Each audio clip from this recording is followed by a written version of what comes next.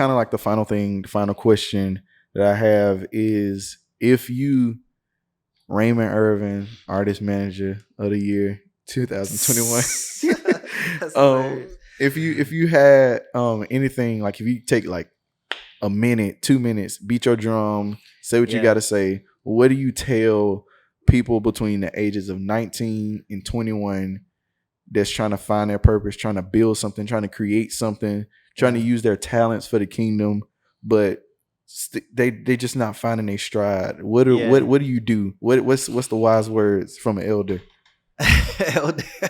Ain't that old? Honestly, I would say that God's not looking for perfect people. He's looking for ready people. Mm-hmm. He's just looking for people that'll say yes. Honestly, like when he sees Gideon isn't in a position of strength. He's not looking strong. He's actually looking pretty weak at this moment. He's hiding out and all this, and God's calling him a mighty man of valor, and God wants to use him.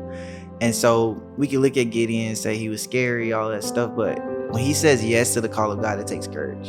And I think for anybody who wants to walk in whatever their calling is, you just have to say yes. Don't, it's not one of those things like, I'm trying to prepare myself for God so that I can be ready.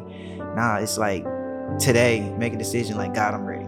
I may not know all the scriptures. I may not know all the things that I may need to know, but I'm willing to learn and I'm ready to go. And I think the other thing is, when it comes to creatives,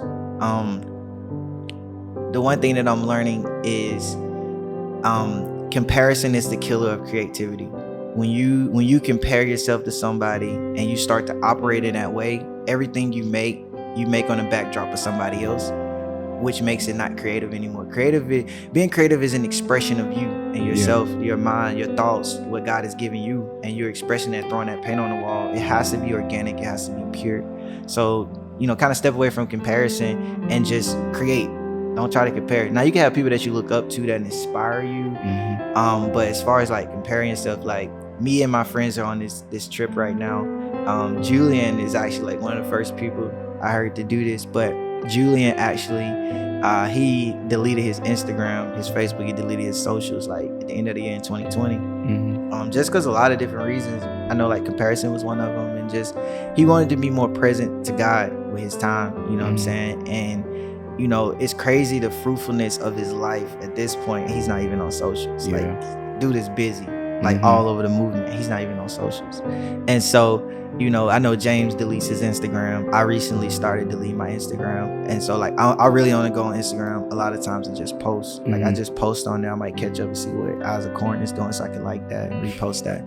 But outside of that, bro, like I unattach, because it's easy to get caught up in what's going on and kind of see where you stack and all that. It can happen to anybody, no matter how strong you are. So, I mean, I'm not preaching delete your Instagram. So don't make it like that. But I am saying to unattach from anything that's not fruitful. Unattach from anything that's not making you more pure.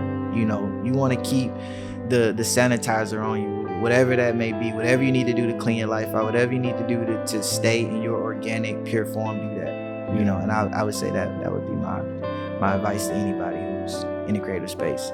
Just create. Just purely create. That's good. Thank you so much for taking some time out of your busy day, all the crazy things, all the amazing things that you're doing right now. Thank you for taking time to speak to us at the Eyes of Corn podcast.